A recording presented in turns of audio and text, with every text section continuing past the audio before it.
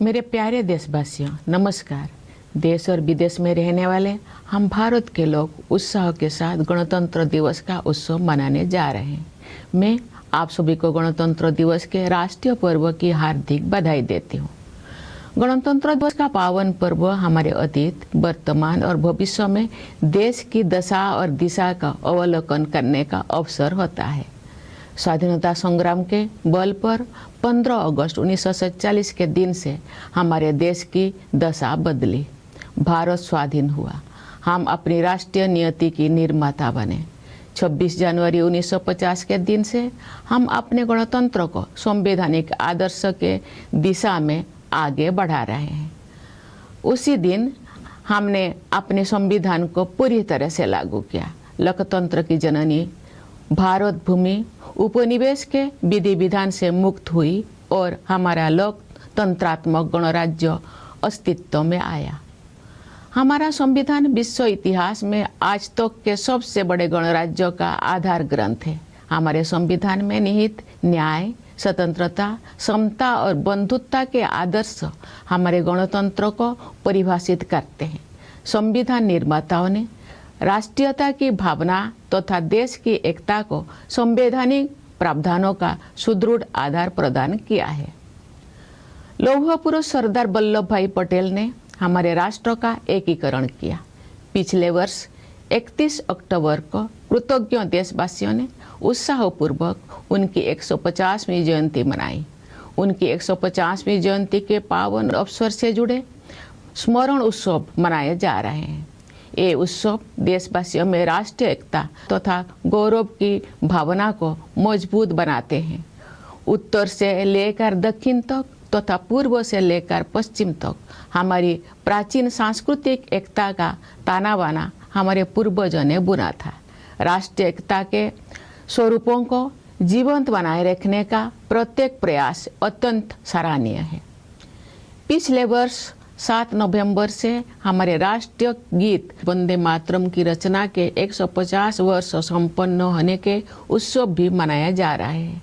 भारत माता के दैवी स्वरूप की वंदना का ये गीत जनमन में राष्ट्र प्रेम का संचार करता है।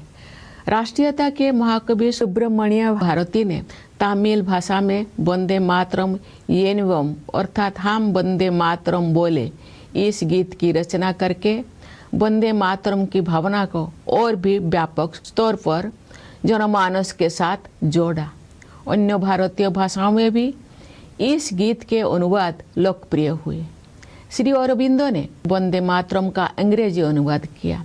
ऋषितुल्य बंकिम चंद्र चट्टोपाध्याय द्वारा रचित वंदे मातरम हमारे राष्ट्र वंदना का स्वर है। आज से 2 दिन पहले यानी 23 जनवरी को देशवासियों ने नेताजी सुभाष चंद्र बोस की जयंती के दिन उन्हें सादर श्रद्धांजलि अर्पित की। वर्ष 2021 से नेताजी की जयंती को पराक्रम दिवस के रूप में मनाया जाता है ताकि देशवासी विशेषकर युवा उनकी अदम्य देशभक्ति से प्रेरणा प्राप्त करें। नेताजी सुभाष चंद्र बोस का नारा जय हिंद हमारे राष्ट्र गौरव का उद्घोष है। प्यारे देशवासियों, आप सब हमारे जीवंत गणतंत्र को शक्तिशाली बना रहे हैं। हमारी तीनों सेनाओं के बहादुर जवान मातृभूमि की रक्षा के लिए सदैव सतर्क रहते हैं। हमारे कर्तव्यनिष्ठ पुलिसकर्मी तथा केंद्रीय सशस्त्र पुलिस बलों के जवान देशवासियों की आंतरिक सुरक्षा के लिए तत्पर रहते हैं। हमारे अन्नदाता किसान देशवासियों के लिए पोषण सामग्री उत्पन्न करते हैं। हमारे देश की कर्मठ और प्रतिभाशाली महिलाएं अनेक क्षेत्रों में नई प्रतिमान स्थापित कर रहे हैं। हमारे सेवाधर्मी डॉक्टर, नर्स और सभी स्वास्थ्यकर्मी देशवासियों के स्वास्थ्य की देखभाल करते हैं। हमारे निष्ठावान सफाई मित्र देश को स्वच्छ रखने में प्रमुख भूमिका निभाते हैं। हमारे प्रबुद्ध शिक्षक भावी पीढ़ियों का निर्माण करते हैं। हमारे विश्व स्तरीय वैज्ञानिक और इंजीनियर देश के विकास को नई दिशाएं देते हैं। हमारे मेहनती श्रमिक भाई बहन राष्ट्र का नवनिर्माण करते हैं। हमारे होनहार युवा और बच्चे अपनी प्रतिभा और योगदान से देश के स्वर्णिम भविष्य के प्रति हमारा विश्वास मजबूत करते हैं। हमारे प्रतिभाशाली कलाकार, शिल्पकार और साहित्यकार हमारी समृद्ध परंपराओं को आधुनिक अभिव्यक्ति दे रहे हैं। अनेक क्षेत्र के विशेषज्ञ देश के बहुआयामी विकास को दिशा दे रहे हैं। हमारे ऊर्जावान उद्यमी देश को विकसित और आत्मनिर्भर बनाने में अपना योगदान दे रहे हैं। निस्वार्थ भाव से समाज की सेवा करने वाले व्यक्ति और संस्थान अनगिनत लोगों के जीवन में प्रकाश का संचार कर रहे हैं। सरकारी तथा गैर सरकारी कार्यालयों एवं संस्थानों में काम करने वाले सभी कर्तव्यपरायण लोग राष्ट्र निर्माण में अपनी सेवाएं समर्पित कर रहे हैं। जन सेवा के लिए प्रतिबद्ध जनप्रतिनिधि देशवासियों की आकांक्षाओं के अनुरूप कल्याण एवं विकास के लक्ष्यों को प्राप्त कर रहे हैं। इस प्रकार सभी जागरूक एवं संवेदनशील नागरिक हमारे गणतंत्र की प्रगति यात्रा को आगे बढ़ा रहे हैं। हमारे गणतंत्र को सशक्त बनाने के प्रयासों में कार्यरत सभी देशवासियों की मैं हृदय से सराहना करती हूँ।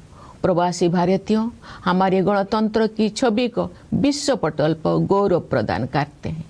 मैं उनकी विशेष सराहना करती हूँ। प्यारे देशवासियों, आज के दिन यानी 25 जनवरी को हमारे देश में राष्ट्रीय मतदाता दिवस मनाया जाता है। जनप्रतिनिधियों के निर्वाचन के लिए हमारे वयस्क नागरिक उत्साहपूर्वक मतदान करते हैं। बाबा साहेब डॉक्टर भीमराव अंबेडकर मानते थे कि मताधिकार के प्रयोग से राजनैतिक शिक्षा सुनिश्चित होती है। हमारे मतदाता बाबा साहेब की सोच के अनुरूप अपनी राजनैतिक जागरूकता का परिचय दे रहे हैं। मतदान में महिलाओं की बढ़ती हुई भागीदारी हमारे गणतंत्र का एक शक्तिशाली आयाम है।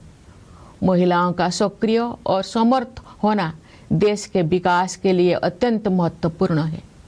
उनके स्वास्थ्य, शिक्षा, सुरक्षा और आर्थिक सशक्तिकरण हेतु किए जा रहे राष्ट्रीय प्रयासों से अनेक क्षेत्रों में महिलाओं की भागीदारी बढ़ी है।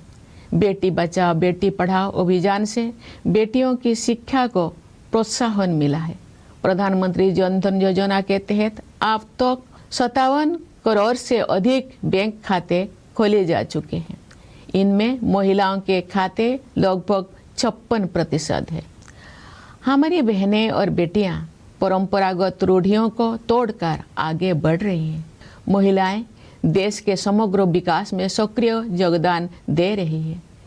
10 करोड़ से अधिक सेल्फ हेल्प ग्रुप्स से जुड़े बहनें विकास की नई परिभाषा लिख रही हैं।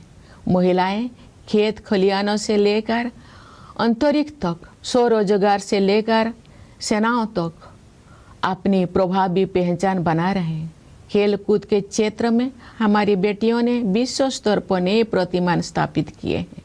पिछले वर्ष नवंबर में भारत की बेटियों ने ICC women's cricket world cup और उसके बाद blind women's T20 world cup जीतकर स्वर्णिम इतिहास रचा है। पिछले ही वर्ष चेस वर्ल्ड कप का फाइनल मैच भारत की ही 2 बेटियों के बीच। पंचायती राज संस्थाओं में महिला जन प्रतिनिधियों की संख्या लगभग 40% है। महिलाओं के राजनैतिक सशक्तिकरण को नई ऊंचाई देने वाले नारी शक्ति बंधन अधिनियम से महिलाओं के नेतृत्व द्वारा विकास की सोच को अभूतपूर्व शक्ति मिलेगी। विकसित भारत के निर्माण में नारी शक्ति की भूमिका महत्वपूर्ण रहेगी। उनके बढ़ते हुए योगदान से हमारा देश महिला पुरुष समानता पर आधारित समावेशी गणतंत्र का उदाहरण प्रस्तुत करेगा। समावेशी सोच के साथ वंचित वर्गों के कल्याण और विकास के लिए अनेक योजनाओं को कार्यरूप दिया जा रहा है। पिछले वर्ष 15 नवंबर को देशवासियों ने धरती आबा भगवान बिरसा मुंडा की जयंती के दिन 5वां जनजातीय गौरव दिवस मनाया तथा भगवान बिरसा मुंडा की 150वीं जयंती के उपलक्ष्य में मनाए गए उत्सव संपन्न हुए। आदि कर्मयोगी अभियान के माध्यम से जनजातीय समुदाय के लोगों में नेतृत्व क्षमता को निखारा गया। विगत वर्षों में सरकार ने जनजातीय समाज के गौरवशाली इतिहास से देशवासियों का परिचय कराने के लिए संग्रहालय के निर्माण सहित अनेक कदम उठाए। उनके कल्याण और विकास को प्राथमिकता दी गई है। राष्ट्रीय सिकल सेल एनीमिया उन्मूलन मिशन के तहत अब तक 6 करोड़ से अधिक स्क्रीनिंग की जा चुकी है। एकलव्य मॉडल रेसिडेंशियल स्कूलों में लगभग 1,40,000 विद्यार्थी शिक्षा प्राप्त कर रहे हैं तथा अनेक विद्यार्थी ने प्रतियोगी परीक्षाओं में उत्कृष्ट प्रदर्शन किया है। स्वास्थ्य और शिक्षा के ऐसे अभियान जनजातीय समुदाय की विरासत और विकास का समन्वय कर रहे हैं। धत्या व जनजातीय ग्रामोत्कर्ष अभियान तथा पीएम जनमन योजना के द्वारा पीवीटीजी समुदाय सहित सभी जनजातीय समुदाय का सशक्तिकरण हुआ है। हमारे अन्नदाता किसान हमारे समाज के तथा अर्थव्यवस्था के मेरुदंड है। किसानों के परिश्रमी पीढ़ियों ने हमारे देश को खाद्यान्नों में आत्मनिर्भर बनाया है। किसानों के परिश्रम के बल पर ही हम कृषि आधारित उत्पादों का निर्यात कर पा रहे हैं। अनेक किसानों में सफलता के अत्यंत प्रभावशाली उदाहरण प्रस्तुत किए हैं। किसान भाई बहनों को अपने उत्पादों का उचित मूल्य मिले, रियायती ब्याज पर ऋण मिले, प्रभावी बीमा सुरक्षा मिले, खेती के लिए अच्छे बीज मिले, सिंचाई की सुविधाएं मिले, अधिक उत्पादन के लिए उर्वरक उपलब्ध हो, उन्हें आधुनिक कृषि पद्धतियों से जोड़ा जाए तथा जैविक खेती को बढ़ावा दिया जाए। इन सभी विषयों को प्राथमिकता दी जा रही है। पीएम किसान सम्मान निधि के द्वारा किसान भाई बहनों के योगदान को आदर दिया जा रहा है तथा उनके प्रयासों को संबल प्रदान किया जा रहा है। दशकों से गरीबी के साथ जूझ रहे करोड़ों देशवासियों को गरीबी की सीमा रेखा से ऊपर लाया गया है। साथ ही ऐसे प्रयास किए जा रहे हैं कि वे पुनः गरीबी से पीड़ित ना होने पाए। अंत्योदय की संवेदना को कार्य रूप देने वाले विश्व की सबसे बड़ी योजना पीएम गरीब कल्याण अन्न योजना इस सोच पर आधारित है कि 140 करोड़ से अधिक आबादी वाले हमारे देश में कोई भी भूखा ना रहे। इस योजना से लगभग 81 करोड़ लाभार्थियों को सहायता मिल रही है। गरीब परिवारों के लिए बिजली, पानी तथा शौचालय की सुविधा से युक्त 4 करोड़ से अधिक पक्के घरों का निर्माण करके उन्हें गरिमापूर्ण जीवन जीने तथा आगे बढ़ने का आधार प्रदान किया गया है। गरीबों के कल्याण के हित में किए गए ऐसे प्रयास महात्मा गांधी के सर्वोदय के आदर्श को कार्य रूप देते हैं। विश्व की सबसे बड़ी युवा आबादी हमारे देश में है। गर्व की बात है कि हमारे युवाओं में असीम प्रतिभा है। हमारे युवा उद्यमी, खिलाड़ी, वैज्ञानिक और प्रोफेशनल्स देश में नई ऊर्जा का संचार कर रहे हैं तथा विश्व स्तर पर अपनी पहचान बना रहे हैं। आज बड़ी संख्या में हमारे युवा स्वरोजगार की सफलता के प्रभावशाली उदाहरण प्रस्तुत कर रहे हैं। हमारे युवा ही हमारे राष्ट्र की विकास यात्रा के ध्वजवाहक है।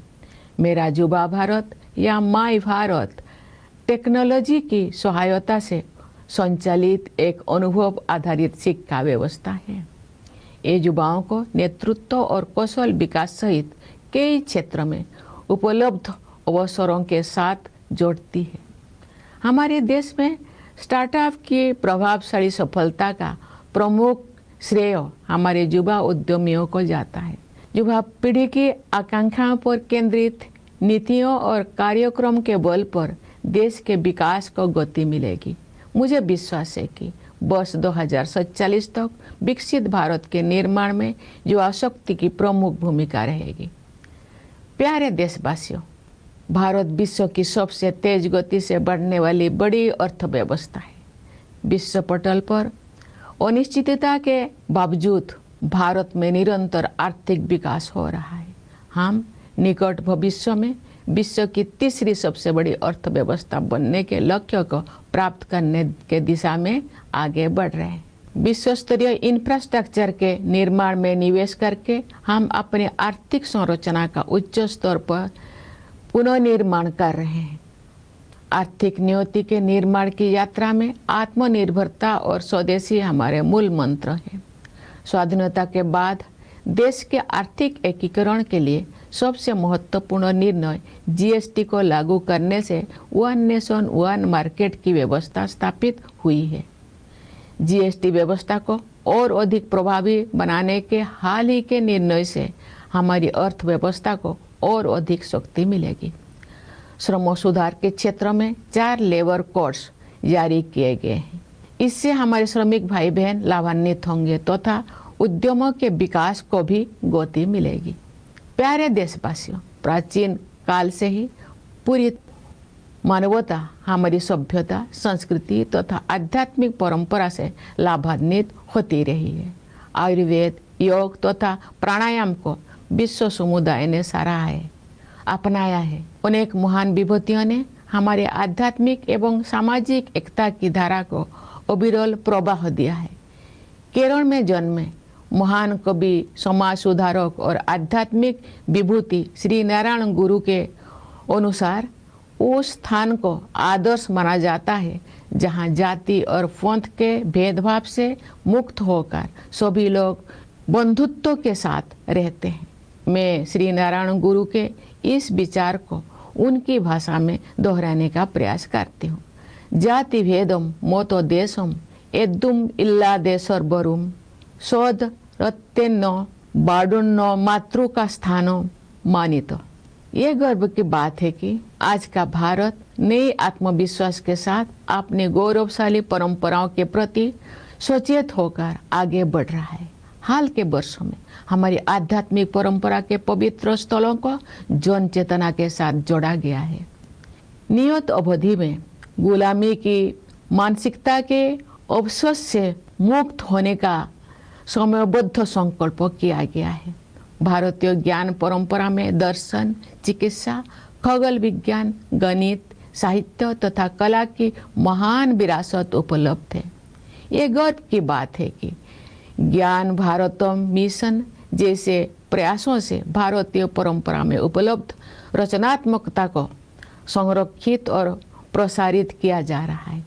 ये मिशन भारत की लाखों अमूल्य पांडुलिपियों में संचित विरासत को आधुनिक संदर्भ में आगे बढ़ाएगा।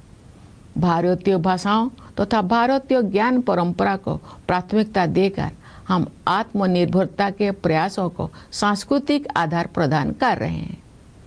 भारत का संविधान अब 8वीं अनुसूची में शामिल सभी भारतीय भाषाओं में उपलब्ध है। संविधान को भारतीय भाषाओं में पढ़ने और समझने से देशवासियों में संवैधानिक राष्ट्रीयता का प्रसार होगा तथा आत्मगौरव की भावना मजबूत होगी। सरकार और जनसामान्य के बीच की दूरी को निरंतर कम किया जा रहा है। आपसी विश्वास पर आधारित सुशासन पर बल दिया जा रहा है। अनेक अनावश्यक नियमों को निरस्त किया गया है। कई कंप्लायंस को समाप्त किया गया है तथा जनता के हित में व्यवस्थाओं को सरल बनाया गया है। टेक्नोलॉजी के माध्यम से लाभार्थियों को सुविधाओं के साथ सीधे जोड़ा जा रहा है। रोजमर्रा के जीवन को बेहतर बनाने के लक्ष्य के साथ ईज ऑफ लिविंग को प्राथमिकता दी जा रही है। पिछले दशक के दौरान राष्ट्रीय लक्ष्यों को जनभागीदारी के माध्यम से प्राप्त करने का प्रयास किया गया है। महत्वपूर्ण राष्ट्रीय अभियानों को जन आंदोलन का रूप दिया गया है। गांव-गांव में, नगर-नगर में स्थानीय संस्थाओं को प्रगतिशील बदलाव का माध्यम बनाया गया है। विकसित भारत का निर्माण सभी देशवासियों की साझा जिम्मेदारी है। समाज में असीम शक्ति होते हैं। सरकार द्वारा किए जा रहे प्रयासों को समाज का सक्रिय समर्थन मिलने से क्रांतिकारी बदलाव आते हैं। उदाहरण के लिए हमारे देशवासियों ने डिजिटल पेमेंट व्यवस्था को बहुत बड़े पैमाने पर अपनाया है। आज विश्व के आधे से अधिक डिजिटल लेन देन भारत में होते हैं।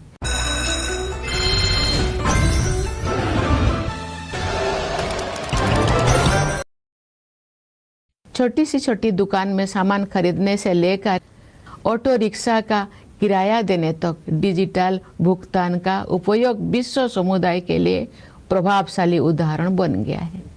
मैं आशा करती हूँ कि इसी तरह अन्य राष्ट्रीय लक्ष्यों को प्राप्त करने में सभी देशवासी अपनी सक्रिय भागीदारी निभाएंगे। प्यारे देशवासियों, पिछले वर्ष हमारे देश ने ऑपरेशन सिंदूर के द्वारा आतंकवाद के ठिकानों पर सटीक प्रहार किया। आतंक के अनेक ठिकानों को ध्वस्त किया गया तथा बहुत से आतंकवादियों को उनके अंजाम तक पहुंचाया गया। सुरक्षा के क्षेत्र में हमारी आत्मनिर्भरता से ऑपरेशन सिंदूर की ऐतिहासिक सफलता को शक्ति मिली। सियाचिन बेस कैंप पहुंचकर मैंने बहादुर सैनिकों को अत्यंत विषम परिस्थितियों में भी देश की रक्षा के लिए पूरी तरह तत्पर और उत्साहित देखा। भारतीय वायुसेना के लड़ाकू विमानों सुखोई और राफेल में उड़ान भरने का अवसर भी मुझे मिला। मैं वायुसेना के युद्ध कौशल से अवगत हुई। मैंने भारतीय नौसेना के स्वदेश में निर्मित विमान वाहक पथ INS विक्रांत की असाधारण क्षमताओं को देखा। मैं नौसेना की पनडुब्बी INS वाक्सीर में समुद्रों की गहराई तक गई। थल सेना, वायुसेना और नौसेना की शक्ति के आधार पर हमारी सुरक्षा क्षमता पर देशवासियों को पूरा भरोसा है। प्यारे देशवासियों, पर्यावरण संरक्षण आज की अत्यंत महत्वपूर्ण प्राथमिकता है। मुझे इस बात पर गर्व होता है कि पर्यावरण से जुड़े अनेक क्षेत्रों में भारत ने विश्व समुदाय का मार्गदर्शन किया है। प्रकृति के साथ समन्वित जीवन शैली भारत की सांस्कृतिक परंपरा का हिस्सा रही है। यही जीवन शैली विश्व समुदाय को दिए गए हमारे संदेश लाइफस्टाइल फॉर एनवायरनमेंट यानी लाइफ का आधार है। हम ऐसे प्रयास करें जिनसे भावी पीढ़ियों के लिए धरती माता के अनमोल संसाधन उपलब्ध रह सके। हमारी परंपरा में समस्त सृष्टि में शांति के बने रहने की प्रार्थना की जाती रही है। पूरी विश्व में शांतिपूर्ण व्यवस्था स्थापित होने से ही मानवता का भविष्य सुरक्षित रह सकता है। विश्व के अनेक क्षेत्रों में व्याप्त अशांति के वातावरण में भारत द्वारा विश्व शांति का संदेश प्रसारित किया जा रहा है। प्यारे देशवासियों, ये हमारा सौभाग्य है कि हम भारत भूमि के निवासी हैं।